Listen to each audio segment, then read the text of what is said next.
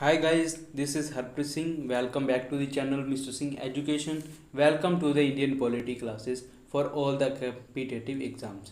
Students, here you get political notes for all the competitive exams which are very helpful for your competitive exams. ਸੋ ਅੱਜ ਆਪਾਂ ਜਿਹੜਾ ਹੈਗਾ lecture start ਕਰਦੇ ਹਾਂ। ਆਪਾਂ ਲਾਸਟ ਕਲਾਸ ਦੇ ਵਿੱਚ ਕਰ ਰਹੇ ਸੀ। ਆਪਾਂ ਲਾਸਟ ਕਲਾਸ ਦੇ ਵਿੱਚ ਕਰਿਆ ਇੰਡੀਅਨ ਪੋਲਿਟੀ ਦੇ ਵਿੱਚ ਪ੍ਰੀਐਂਬਲ ਬਾਰੇ, ਪ੍ਰਸਤਾਵਨਾ ਬਾਰੇ आई होप गाइज ਤੁਹਾਨੂੰ पता लग ही गया प्रस्तावना की है। प्रस्तावना की है अपने संविधान की इंट्रोडक्शन है ਜਿਹੜਾ कि अपने संविधान ਦੇ ਪ੍ਰਤੀ इंट्रोड्यूस करता है। अपना संविधान आ गल करता है, ਉਹਦੇ ਵਿੱਚ ਆਹ ਚੀਜ਼ਾਂ ਪਾਈਆਂ ਜਾਂਦੀਆਂ ਨੇ। ਸੋ आई होप गाइज ਤੁਹਾਨੂੰ ਜਿਹੜਾ ਪ੍ਰੀਐਂਬਲ ਦੀ ਲਾਸਟ ਕਲਾਸ ਦੇ ਵਿੱਚ ਤੁਹਾਨੂੰ ਪ੍ਰੀਐਂਬਲ ਬਾਰੇ ਪਤਾ ਲੱਗ ਹੀ ਗਿਆ ਹੋਵੇਗਾ। ਜਿਨ੍ਹਾਂ ਨਹੀਂ ਦੇਖੀ ਲਾਸਟ ਕਲਾਸ ਤੋਂ ਪਲੀਜ਼ ਜਿਹੜਾ ਹੈਗਾ ਪਹਿਲਾਂ ਲਾਸਟ ਕਲਾਸ ਜਿਹੜਾ ਲਾਸਟ ਲੈਕਚਰ ਲਗਾਉਣ ਅਤੇ ਦੈਨ ਜਿਹੜਾ ਹੈਗਾ ਕੰਟੀਨਿਊ ਕਰ।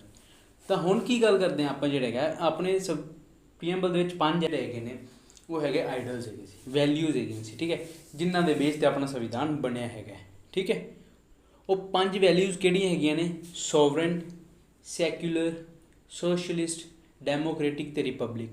ਇਹ 5 ਵਰਡਸ ਜਿਹੜੇ ਹੈਗੇ ਨੇ ਇਹ ਆਪਣੇ ਜਿਹੜੇ ਹੈਗੀਆਂ ਨੇ ਇਹ ਵੈਲਿਊਜ਼ ਹੈਗੀਆਂ ਨੇ ਆਪਣੀਆਂ, ਆਪਣੇ ਜਿਹੜੇ ਆਈਡਲਸ ਹੈਗੇ ਨੇ ਸੰਵਿਧਾਨ ਦੇ।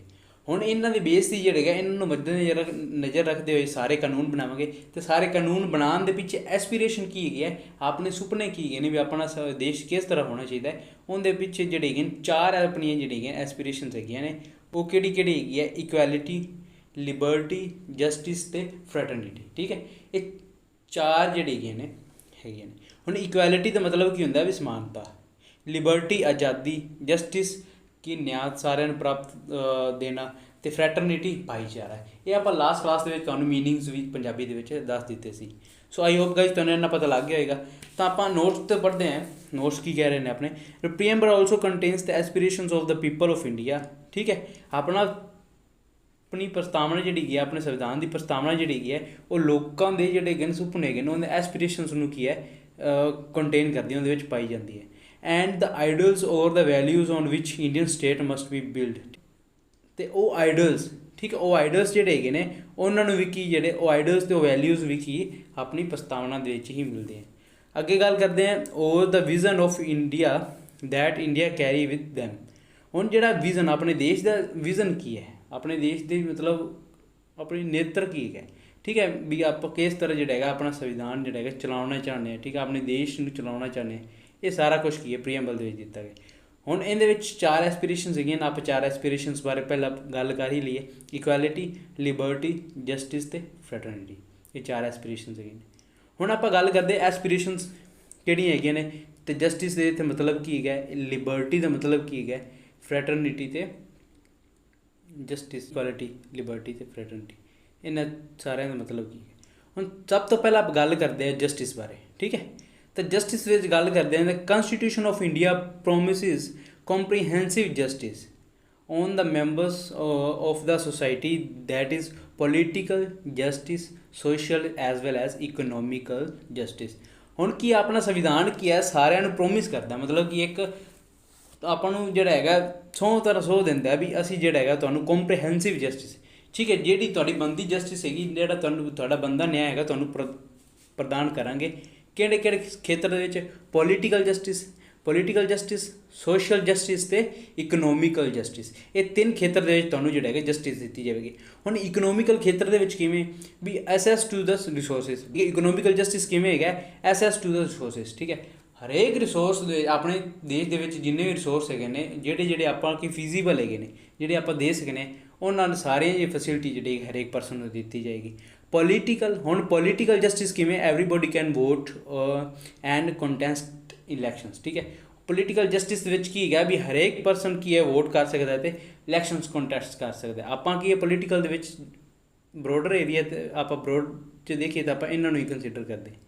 ਅੱਗੇ ਸੋਸ਼ਲ ਜਸਟਿਸ ਦੇ ਵਿੱਚ ਕੀ ਹੈ? ਅਨਟੱਚੇਬਿਲਿਟੀ, ਠੀਕ ਹੈ, ਰਾਈਟ ਟੂ ਇਕੁਐਲਿਟੀ ਐਟਸੈਕਟਰਾ ਇਹ ਸਾਰਾ ਕੁਛ ਹੀ ਆ ਜਾਂਦਾ। ਇਹ ਆਪਾਂ ਜਿਹੜਾ ਹੈਗਾ ਫੰਡਾਮੈਂਟਲ ਰਾਈਟਸ ਦੇ ਵਿੱਚ ਪੜ੍ਹਾਂਗੇ ਵੀ ਆਪਾਂ ਨੂੰ ਸੋਸ਼ਲ ਜਸਟਿਸ ਕਿਵੇਂ ਜਿਹੜੀ ਪ੍ਰਦਾਨ ਕੀਤੀ ਜਾਂਦੀ ਹੈ। ਹੁਣ ਜਿਹੜੇ ਹੈਗੇ ਨਾ ਆਈਡਲਸ ਜਿਹੜੇ ਹੈਗਾ ਜਸਟਿਸ ਆਈਡਲ ਜਿਹੜਾ ਹੈਗਾ ਇਹ ਕੀ ਹੈ? ਇਹ ਜਿਹੜਾ ਹੈਗਾ ਕਿਹਨਾਂ ਤੋਂ ਇੰਸਪੀਰੇਸ਼ਨ ਲਈ? ਆਪਾਂ ਰਸ਼ੀਅਨ ਰੈਵੋਲਿਊਸ਼ਨ ਜਿਹੜੀ ਹੋਈ ਸੀ ਨਾ 1917 ਦੇ ਵਿੱਚ, 1917 ਦੇ ਵਿੱਚ ਜਿਹੜੀ ਰਸ਼ੀਅਨ ਰੈਵੋਲਿਊਸ਼ਨ ਹੋਈ ਸੀ ਉਹਦੇ ਤੋਂ ਆਪਾਂ ਇੰਸਪੀਰੇਸ਼ਨ ਲੈ ਕੇ ਜਿਹੜਾ ਹੈਗਾ ਜਸਟਿਸ ਨੂੰ ਆਪਦੀ ਐਸਪੀਰੇਸ਼ਨ ਬਣਾਇਆ ਅਤੇ ਉਹਨੂੰ ਕੀ ਆਪਣੇ ਸੰਵਿਧਾਨ ਦੇ ਵਿੱਚ ਜੋੜਿਆ ਤੇ ਉਹਨੂੰ ਕਿ ਪ੍ਰੀਐਂਬਲ ਦੇ ਵਿੱਚ ਵੀ ਉਹਨੂੰ ਸਥਾਨ ਪ੍ਰਾਪਤ ਕੀਤਾ, ਤਾਂ ਕਿ ਜਸਟਿਸ ਵਰਡ ਨੇ ਵੀ ਕੀ ਆਪਣਾ ਜਿਹੜਾ ਹੈਗਾ ਸਥਾਨ ਜਿਹੜਾ ਹੈਗਾ ਪ੍ਰਾਪਤ ਕੀਤਾ ਪ੍ਰੀਐਂਬਲ ਦੇ ਵਿੱਚ।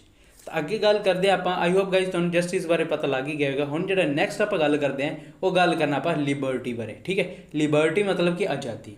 ਦ liberty is the absence of arbitrary power exercised by anyone over an individual. ਹੁਣ ਕੀ ਹੈ ਲਿਬਰਟੀ, ਕੀ ਆਜ਼ਾਦੀ ਕੀ ਹੈ? Absence of arbitrary power.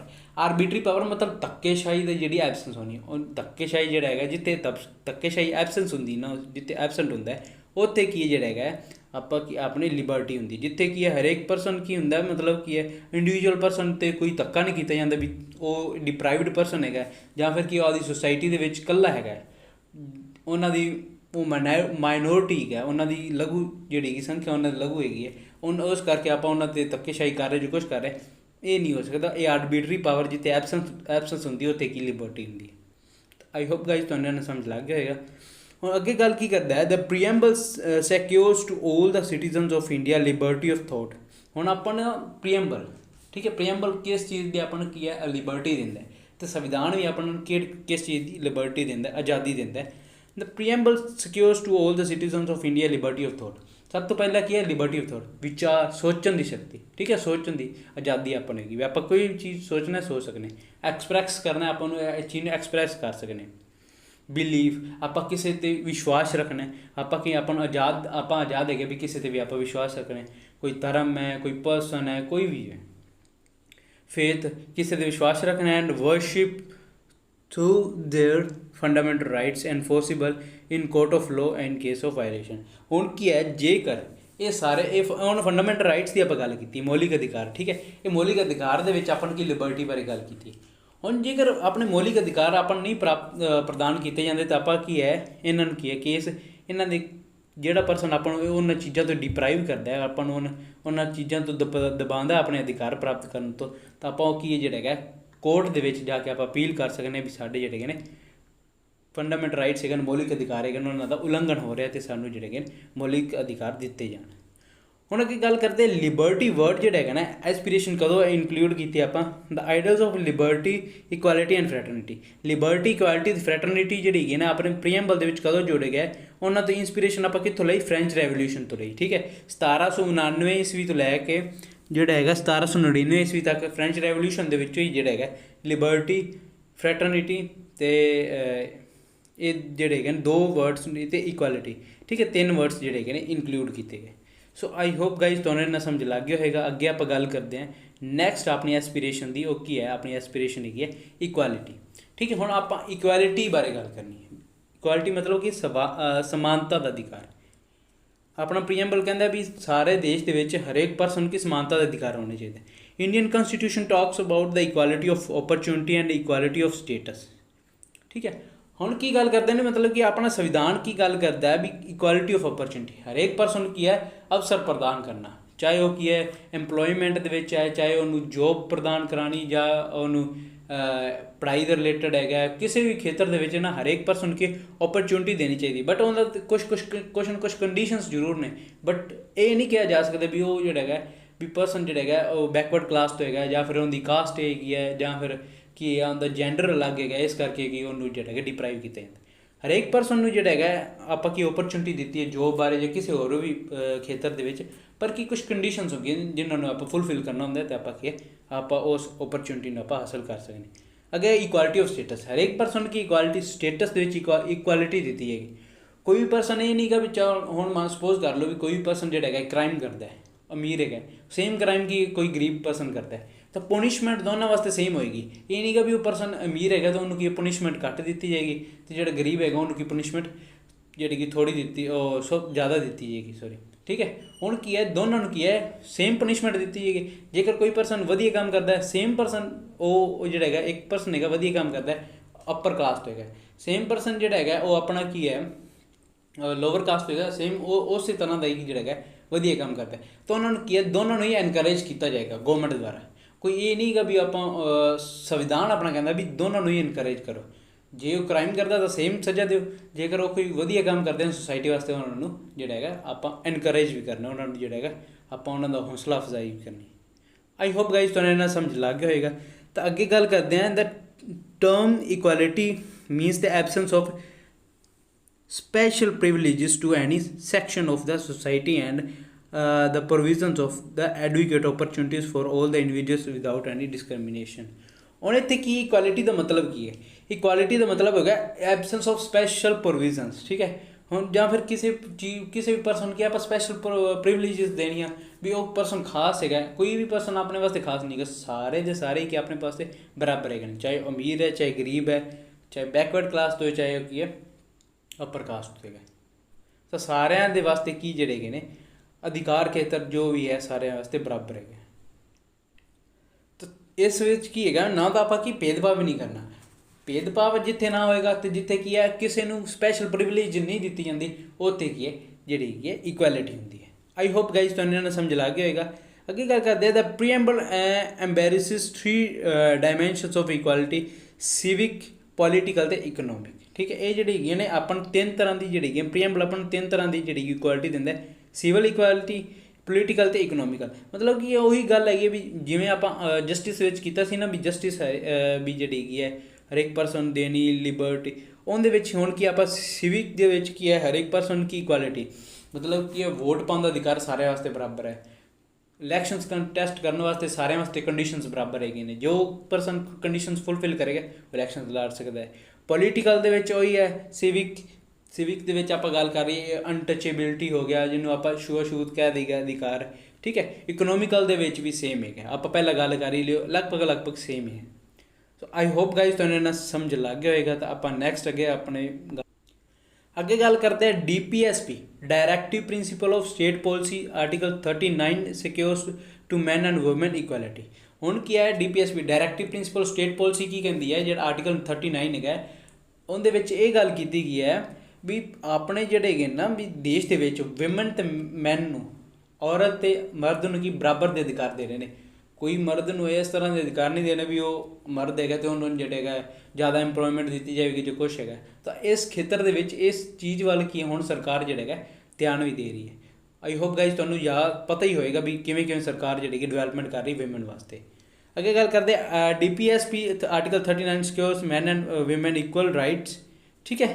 ਇੱਕ ਤਾਂ ਇਕੁਅਲ ਰਾਈਟਸ ਦਿੱਤੇ ਗਏ ਨੇ to an adequate means of livelihood and pay for equal work, ਠੀਕ ਹੈ। ਜੇ ਸੇਮ ਵਰਕ ਕਰ ਰਹੇ ਨੇ ਤਾਂ ਉਹਨਾਂ ਵਾਸਤੇ ਸੇਮ ਪੇਮੈਂਟ ਹੋਏਗੀ।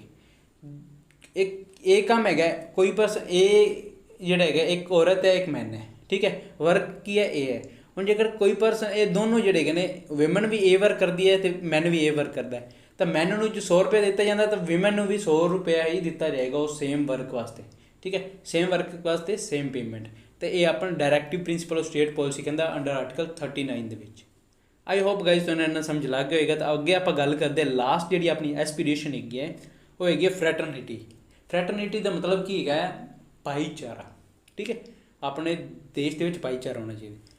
Fraternity is a sense of brotherhood that prevails among all the people of India. This is essential to promote unity and integrity of India. ਹੁਣ ਕੀ ਫਰੈਟਰਨਿਟੀ ਕੀ ਹੈ? ਇੱਕ ਬ੍ਰਦਰਹੁੱਡ ਹੈ, ਇੱਕ ਸੈਂਸ ਆਫ ਬ੍ਰਦਰਹੁੱਡ ਹੈ। ਮਤਲਬ ਕੀ ਹੈ ਭਾਈਚਾਰੇ ਦੀ ਭਾਵਨਾ ਹੈਗੀ ਹੈ ਜਿਹੜੀ ਕਿ ਪ੍ਰੀਵੇਲ ਜਿਹੜੀ ਕਿ ਹੋਣੀ ਜ਼ਰੂਰੀ ਹੈਗੀ ਹੈ ਆਪਣੇ ਪੂਰੇ ਭਾਰਤ ਵਾਸੀਆਂ ਦੇ ਵਿੱਚ ਹੋਣੀ ਚਾਹੀਦੀ। ਕਿਉਂ? ਇਹ ਐਸੈਂਸ਼ੀਅਲ ਹੈਗੀ, ਜ਼ਰੂਰੀ ਹੈਗੀ। ਇਹ ਕੀ ਹੈ ਪ੍ਰਮੋਟ ਕਰਦੀ ਯੂਨਿਟੀ ਨੂੰ, ਏਕਤਾ ਨੂੰ ਪ੍ਰਮੋਟ ਕਰਦੀ ਹੈ, ਠੀਕ ਹੈ। ਆਪਣੇ ਦੇਸ਼ ਦੀ ਏਕਤਾ ਅਤੇ ਅਖੰਡਤਾ ਨੂੰ ਕੀ ਹੈ ਇਹ ਪ੍ਰਮੋਟ ਕਰਦੀ ਹੈ। ਅਤੇ ਜਿਹੜਾ ਫਰੈਟਰਨਿਟੀ ਵਰਡ ਹੈਗਾ ਉਹਨੂੰ ਕੀ ਹੈ 42 ਅਮੈਂਡਮੈਂਟ ਐਕਟ 1976 ਦੇ ਵਿੱਚ ਲਿਆਂਦਾ ਗਿਆ ਸੀ। 42ਵੀਂ ਸੋਧ 1976 ਦੇ ਵਿੱਚ ਇਸ ਵਰਡ ਨੂੰ ਇਨਕਲੂਡ ਕੀਤਾ ਗਿਆ। ਆਈ ਹੋਪ ਗਾਈਜ਼ ਤੁਹਾਨੂੰ ਇੰਨਾ ਜਿਹੜਾ ਹੈਗਾ ਸਮਝ ਲੱਗ ਗਿਆ ਹੋਏਗਾ, ਆਪਣੇ ਜਿਹੜੇ ਹੈਗੇ ਐਸਪੀਰੇਸ਼ਨਸ ਬਾਰੇ ਸਮਝ ਲੱਗ ਗਈ ਹੋਏਗੀ। ਹੁਣ ਆਪਾਂ ਗੱਲ ਕਰਦੇ ਹੈਗੇ ਸਿਗਨੀਫਿਕੈਂਸ ਆਫ ਦ ਪ੍ਰੀਐਂਬਲ। ਹੁਣ ਪ੍ਰੀਐਂਬਲ ਦੀ ਮਹੱਤਤਾ ਕੀ ਹੈ, ਇਹਦਾ ਇੰਪੋਰਟੈਂਸ ਕੀ ਹੈਗੀ। The preamble embodies the basic philosophy and fundamental values, ਠੀਕ ਹੈ। ਹੁਣ ਕੀ ਆਪਣੀ ਪ੍ਰਸਤਾਵਨਾ ਦੇ ਵਿੱਚ ਕੀ ਹੈਗਾ ਵੀ ਇੱਕ ਤਾਂ ਬੇਸਿਕ ਵੈਲਿਊਜ਼ ਦਿੱਤੀਆਂ ਹੋਈਆਂ ਨੇ ਆਪਣੇ ਸੰਵਿਧਾਨ ਦੇ ਪ੍ਰਤੀ। ਆਪਣੇ ਸੰਵਿਧਾਨ ਦੇ ਵਿੱਚ ਕੀ ਚੀਜ਼ਾਂ ਪਾਈਆਂ ਜਾਣਗੀਆਂ, ਕਿਸ ਤਰ੍ਹਾਂ ਦਾ ਆਪਣਾ ਜਿਹੜਾ ਹੈਗਾ ਸੰਵਿਧਾਨ ਕਿਸ ਬੇਸ 'ਤੇ ਬਣਿਆ ਹੈ। ਤਾਂ ਆਪਣੇ ਬੇਸ ਜਿਹੜੇ ਹੈਗੇ 5 ਆਈਡਲਸ ਜਿਹੜੇ ਹੈ ਤੁਹਾਨੂੰ ਵਾਰ ਦੱਸ ਰਹੇ 5 ਆਈਡਲਸ ਦੇ ਬੇਸ 'ਤੇ ਜਿਹੜਾ ਹੈਗਾ ਆਪਣਾ ਸੰਵਿਧਾਨ ਬਣਿਆ, ਠੀਕ ਹੈ। ਫੰਡਾਮੈਂਟਲ ਵੈਲਿਊਜ਼ ਹੈਗੇ ਨੇ political, moral, religious on which the constitution is based, ਠੀਕ ਹੈ। ਤਾਂ ਪੋਲੀਟੀਕਲ ਵੈਲਿਊਜ਼ ਵੀ ਹੈਗੇ ਨੇ, ਮੋਰਲ ਵੈਲਿਊਜ਼ ਹੈਗੇ ਨੇ ਅਤੇ ਰਿਲੀਜੀਅਸ ਵੈਲਿਊਜ਼ ਹੈਗੇ ਨੇ। ਸਾਰਿਆਂ ਨੂੰ ਮੱਦੇ ਨਜ਼ਰ ਰੱਖਦੇ ਕਿ ਆਪਣਾ ਸੰਵਿਧਾਨ ਬਣਾਇਆ ਗਿਆ। It contains the grand and noble vision of the Constituent Assembly and reflect the dreams and aspirations of the founding fathers of the Constitution. ਹੁਣ ਪ੍ਰੀਐਂਬਲ ਦੇ ਵਿੱਚ ਕੀ ਦਿੱਤਾ ਗਿਆ ਮਤਲਬ ਕੀ ਹੈ ਇਹ ਆਪਾਂ ਨੂੰ ਕੀ ਇੱਕ ਆਪਣੀ ਕੰਸਟੀਟਿਊਐਂਟ ਅਸੈਂਬਲੀ ਦੇ ਮੈਂਬਰਸ ਦੀ ਠੀਕ ਹੈ ਉਹਨਾਂ ਦੀ ਰਿਫਲੈਕਸ਼ਨਸ ਉਹਨਾਂ ਡ੍ਰੀਮਸ ਉਹਨਾਂ ਸੁਪਨਿਆਂ ਨੂੰ ਜਿਹੜਾ ਹੈਗਾ ਇੱਕ ਆਪਾਂ ਨੂੰ ਝਲਕ ਦਿੰਦਾ ਵੀ ਉਹਨਾਂ ਸੁਪਨੇ ਕਿਸ ਤਰ੍ਹਾਂ ਦੇ ਗਏ ਸੀ ਵੀ ਆਪਣਾ ਸੰਵਿਧਾਨ ਕਿਸ ਤਰ੍ਹਾਂ ਬਣੇ ਅਤੇ ਆਪਣਾ ਦੇਸ਼ ਕਿਸ ਤਰ੍ਹਾਂ ਦਾ ਹੋਣਾ ਚਾਹੀਦਾ। ਤਾਂ ਆਈ ਹੋਪ ਗਾਈਜ਼ ਤੁਹਾਨੂੰ ਇਹਨਾਂ ਸਮਝ ਲੱਗ ਗਿਆ ਹੋਏਗਾ। ਹੁਣ ਜਿਹੜੇ ਕੀ ਸਿਗਨੀਫਿਕੈਂਸ ਕੀ ਹੈਗਾ ਇਹਨਾਂ ਬਾਰੇ ਆਪਾਂ ਪੜ੍ਹਦੇ ਹਾਂ ਵੀ ਆਪਣੇ ਜਿਹੜੇ ਹੈਗੇ ਨੇ ਦਿੱਗਜ ਲੋਕ ਹੈਗੇ ਸੀ ਜਿਹੜੇ ਆਪਣੇ ਫੇਮਸ ਕੰਸਟੀਟਿਊਐਂਟ ਅਸੈਂਬਲੀ ਦੇ ਮੈਂਬਰਸ ਹੈਗੇ ਸੀ ਜਾਂ ਡਰਾਫਟਿੰਗ ਕਮੇਟੀ ਤੋਂ ਮੈਂਬਰਸ ਜਿਹੜੇ ਹੈਗੇ ਸੀ ਉਹਨਾਂ ਨੇ ਕੀ ਗੱਲ ਕੀਤੀ ਹੈ ਪ੍ਰੀਐਂਬਲ ਬਾਰੇ ਪ੍ਰੀਐਂਬਲ ਕਿਸ ਤਰ੍ਹਾਂ ਜਿਹੜਾ ਹੈਗਾ ਮਹੱਤਵਪੂਰਨ ਹੈਗਾ। ਸਭ ਤੋਂ ਪਹਿਲਾਂ ਗੱਲ ਕਰਦੇ ਹਾਂ ਸਰ ਅਲਾਦੀ ਕ੍ਰਿਸ਼ਨ ਸਵਾਮੀ ਅਈਅਰ ਠੀਕ ਹੈ ਇਹਨਾਂ ਨੇ ਕੀ ਗੱਲ ਕਿਹਾ ਹੈ the preamble is our constitution expresses what we had thought or dreamed so long ਠੀਕ ਹੈ। ਹੁਣ ਉਹ ਕੀ ਕਹਿ ਰਹੇ ਨੇ ਸਰ ਅਲਾਦੀ ਕ੍ਰਿਸ਼ਨ ਸਵਾਮੀ ਅਈਅਰ ਕਹਿ ਰਹੇ ਨੇ ਵੀ ਆਪਣੀ ਪ੍ਰਸਤਾਵਨਾ ਉਹ ਚੀਜ਼ ਹੈਗੀ ਹੈ ਸੰਵਿਧਾਨ ਦੀ ਉਹ ਆਪਣੇ ਸੰਵਿਧਾਨ ਨੂੰ ਐਕਸਪ੍ਰੈਸ ਕਰਦੀ ਹੈ ਉਹਨੂੰ ਜਿਹੜਾ ਹੈਗਾ ਬਿਆਨ ਕਰਦੀ ਕਿਸ ਤਰ੍ਹਾਂ ਮਤਲਬ ਇਹ ਆਪਣਾ ਸੰਵਿਧਾਨ ਕਿਸ ਤਰ੍ਹਾਂ ਦੇਗਾ ਅਤੇ ਆਪਾਂ ਉਸ ਨੂੰ ਅਤੇ ਆਪਣੇ ਸੰਵਿਧਾਨ ਨੂੰ ਜਿਵੇਂ ਕਿ ਆਪਣੇ ਫਰੀਡਮ ਫਾਈਟਰਸ ਨੇ ਸੋਚਿਆ ਸੀ ਉਸ ਤਰ੍ਹਾਂ ਹੀ ਜਿਹੜਾ ਹੈਗਾ ਆਪਣਾ ਸੰਵਿਧਾਨ ਬਣਾਇਆ ਗਿਆ। ਇਹ ਆਪਾਂ ਨੂੰ ਪ੍ਰੀਐਂਬਲ ਦੱਸਦਾ ਵੀ ਆਪਣਾ ਸੰਵਿਧਾਨ ਇਸ ਤਰ੍ਹਾਂ ਹੈ। ਅੱਗੇ ਗੱਲ ਕਰਦਾ ਕੇ ਐਮ ਮੁਨਸ਼ੀ ਜਿਹੜੇ ਹੈਗੇ ਸੀ ਉਹ ਕੰਸਟੀਟਿਊਐਂਟ ਅਸੈਂਬਲੀ ਦੇ ਵਿੱਚ ਡਰਾਫਟਿੰਗ ਕਮੇਟੀ ਦੇ ਮੈਂਬਰ ਹੈਗੇ ਸੀ। ਉਹਨਾਂ ਨੇ ਗੱਲ ਕੀਤੀ ਹੈ preamble is the horoscope of our sovereign democratic republic ਠੀਕ ਹੈ। ਆਪਣਾ ਜਿਹੜਾ ਹੈਗਾ ਜਿਹੜੇ ਹੈਗੇ ਨਾ ਸੋਵਰਨਿਟੀ ਜਿਹੜੀ ਹੈਗੀ ਡੈਮੋਕ੍ਰੈਟਿਕ ਕੰਟਰੀ ਹੈਗੀ ਹੈ ਉਹਨੂੰ ਕੌਣ ਜਿਹੜੀ ਹੈਗੀ ਹੈ ਰਿਪਰੈਜ਼ੈਂਟ ਕਰਦਾ ਪ੍ਰੀਐਂਬਲ ਕਰਦਾ ਉਹ ਵਰਡਸ ਆਪਾਂ ਕਰ ਹੀ ਲਏ। ਅੱਗੇ ਗੱਲ ਕਰਦੇ ਪੰਡਿਤ ਠਾਕੁਰ ਦਾਸ ਭਾਰਗਵ। ਹੁਣ ਪੰਡਿਤ ਠਾਕੁਰ ਦਾਸ ਭਾਰਗਵ ਜਿਹੜੇ ਹੈਗੇ ਨੇ ਉਹ ਕੀ ਕਹਿੰਦੇ ਨੇ preamble is the most precious part of our constitution. ਆਪਣਾ ਜਿਹੜਾ ਹੈਗਾ ਪ੍ਰੀਐਂਬਲ ਹੈਗੀ ਪ੍ਰਸਤਾਵਨਾ ਹੈਗੀ ਆਪਣੇ ਸੰਵਿਧਾਨ ਦੀ ਸਭ ਤੋਂ ਮਹੱਤਵਪੂਰਨ ਜਿਹੜਾ ਹੈਗਾ ਇੱਕ ਅੰਗ ਹੈਗਾ। ਇਟ ਇਜ਼ ਅ ਜੈਵਲ ਸੈਟ ਇਨ ਦ ਕੰਸਟੀਟਿਊਸ਼ਨ ਇਹ ਕੀ ਇੱਕ ਆਪਣਾ ਗੱਲ ਕਰਦੇ ਨੇ ਸ਼ਿੰਗਾਰ ਮਤਲਬ ਕਿ ਇੱਕ ਆਪਣਾ ਹੀਰਿਆਂ ਦਾ ਹਾਰ ਹੈਗਾ ਇੱਕ ਹਿਸਾਬ ਨਾਲ ਜਿਹੜਾ ਹੈਗਾ ਉਹਨਾਂ ਨੇ ਕਿਹਾ ਠੀਕ ਹੈ ਪੰਡਿਤ ਠਾਕੁਰ ਦਾਸ ਭਾਰਗਵ ਨੇ ਕਿਹਾ। It is a proper yardstick with which one can measure the worth of the constitution. ਇਹ ਗੱਲ ਸਹੀ ਹੈ ਕੀ ਗੱਲ ਕਰ ਰਹੇ ਨੇ ਵੀ ਇਹ ਕੀ ਯਾਰਡ ਸਟਿਕ ਹੈਗੀ ਇੱਕ ਆਪਣੀ ਕੀ ਇੱਕ ਰੇਖਾ ਹੀ ਹੈਗੀ ਹੈ ਜਾਂ ਫਿਰ ਆਪਾਂ ਗੱਲ ਇੱਕ ਸਟਿਕ ਹੈਗੀ ਹੈ ਜਿਹਦੇ ਨਾਲ ਆਪਾਂ ਕੀ ਮੈਜ਼ਰ ਕਰ ਸਕਦੇ ਵੀ ਆਪਣਾ ਸੰਵਿਧਾਨ ਕਿਸ ਤਰ੍ਹਾਂ ਦੇ ਹੈ ਠੀਕ ਹੈ। ਅੱਗੇ ਜਿਹੜਾ ਹੈਗਾ ਲਾਸਟ ਗੱਲ ਕਰਦੇ ਲਾਸਟ ਜਿਹਨਾਂ ਨੇ ਕਿਹਾ ਸੀ ਉਹ ਕਿਹਾ ਐਮ ਹਿਦੁੱਤੁੱਲਾ ਠੀਕ ਹੈ। ਐਮ ਹਿਦੁੱਤੁੱਲਾ ਜਿਹੜੇ ਹੈਗੇ ਸੀ ਇਹ ਆਪਣੇ ਹੈਗੇ ਸੀ ਚੀਫ ਜਸਟਿਸ ਆਫ ਇੰਡੀਆ ਹੈਗੇ ਸੀ। ਇਹਨਾਂ ਨੇ ਕੀ ਗੱਲ ਕਹੀ ਹੈ it is the soul of our constitution ਇਹ ਆਪਣੇ ਸੰਵਿਧਾਨ ਦੀ ਆਤਮਾ ਹੈ। ਆਪਣੇ ਸੰਵਿਧਾਨ ਦੀ ਆਤਮਾ ਕੀ ਹੈ ਪ੍ਰਸਤਾਵਨਾ ਆਪਣੇ ਸੰਵਿਧਾਨ ਦੀ ਆਤਮਾ ਹੈ which lays down the pattern of our political society ਜਿਹੜਾ ਕਿ ਆਪਣੇ ਪੋਲੀਟੀਕਲ ਸੋਸਾਇਟੀ ਦੇ ਪੈਟਰਨ ਨੂੰ ਕੀ ਲੇ ਡਾਊਨ ਕਰਦੀ ਮਤਲਬ ਉਹਨੂੰ ਦੱਸਦੀ ਹੈ ਵੀ ਆਪਣਾ ਪੋਲੀਟੀਕਲ ਪੈਟਰਨ ਕਿਸ ਤਰ੍ਹਾਂ ਦਾ ਹੈਗਾ ਆਪਣੇ ਦੇਸ਼ ਦਾ ਕਿਵੇਂ ਹੈਗਾ ਸੋਵਰਨ ਹੈਗਾ ਸੋਸ਼ਲਿਸਟ ਹੈਗਾ ਸੈਕੂਲਰ ਹੈਗਾ ਡੈਮੋਕ੍ਰੈਟਿਕ ਹੈਗਾ ਰਿਪਬਲਿਕ ਹੈਗਾ। ਸੋ ਆਈ ਹੋਪ ਗਾਈਜ਼ ਤੁਹਾਨੂੰ ਇੰਨਾ ਸਮਝ ਲੱਗ ਗਿਆ ਹੋਏਗਾ ਅਤੇ ਇਹ ਆਪਣੀ ਜਿਹੜੀ ਕਿ ਲਾਸਟ ਕਲਾਸ ਹੈਗੀ ਹੈ ਰਿਗਾਰਡਿੰਗ ਪ੍ਰੀਐਂਬਲ। ਫਿਰ ਵੀ ਤੁਹਾਡੀ ਕੋਈ ਵੀ ਕੁਐਰੀ ਬਚਦੀ ਹੈ ਤਾਂ ਤੁਸੀਂ ਕੀ ਜਿਹੜਾ ਹੈਗਾ ਕਮੈਂਟ ਸੈਕਸ਼ਨ ਦੇ ਵਿੱਚ ਦੱਸੋ ਤਾਂ ਆਪਾਂ ਨੂੰ ਕੀ ਜਿਹੜਾ ਹੈਗਾ ਨਿਊ ਲੈਕਚਰ ਦੇ ਵਿੱਚ ਆਪਾਂ ਲੈ ਕੇ ਆਵਾਂਗੇ। ਜੇ ਕੁਛ ਛੁੱਟ ਵੀ ਗਿਆ ਹੋਏ ਤਾਂ ਬਾਈ ਦਾ ਵੇ ਕੁਛ ਵੀ ਨਹੀਂ ਛੁੱਟਿਆ ਠੀਕ ਹੈ ਕੋਈ ਵੀ ਚੀਜ਼ ਆਪਾਂ ਛੱਡੀ ਨਹੀਂ ਗਈ ਸਾਰਾ ਕੁਛ ਜਿਹੜਾ ਹੈਗਾ ਆਪਣੇ 2 ਲੈਕਚਰਸ ਦੇ ਵਿੱਚ ਜਿਹੜਾ ਹੈਗਾ ਆਪਾਂ ਇਨਕਲੂਡ ਕਰਕੇ ਇਹਨੂੰ ਸਮ ਅਪ ਕੀਤਾ ਪ੍ਰੀਐਂਬਲ ਬਾਰੇ। ਸੋ ਆਈ ਹੋਪ ਗਾਈਜ਼ ਤੁਹਾਨੂੰ ਜਿਹੜਾ ਹੈਗਾ ਲੈਕਚਰ ਵਧੀਆ ਲੱਗਿਆ ਹੋਏਗਾ। Please subscribe my channel Mr. Singh Education and like the video and share the video. Thank you guys and bye bye guys.